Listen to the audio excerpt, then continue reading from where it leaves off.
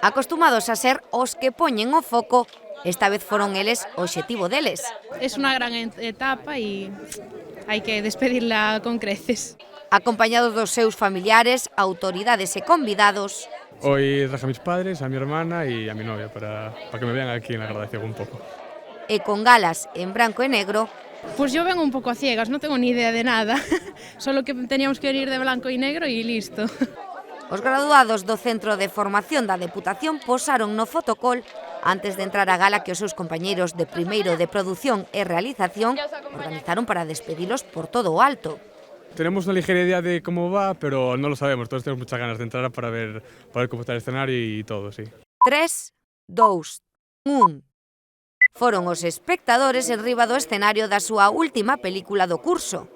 Foi nunha gala ambientada no cine antigo na que non faltou detalle e co claqué de Lola Fernández da Academia Swing Jazz Lugo. Unha noite chea de sorpresas con moitos gags de humor en a que se lembraron grandes momentos durante a proxección dos traballos realizados durante o curso. Participamos en un montón de proyectos, videoclips, cortometrajes, reportajes, grabación de noticias. Aquí nos han enseñado un poquito de todo. A gala, que durou máis dunha hora, tivo como espectadores en primeira fila xunto ás autoridades a todo o claustro de profesores que non perderon detalle do seu desenvolvemento, unha práctica a que se enfrontaron o alumnado de primeiro.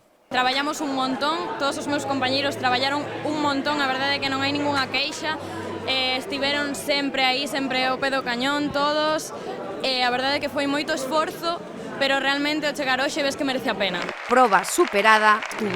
Estuvo moi ben, bueno, moi emocionante, que vou a decir?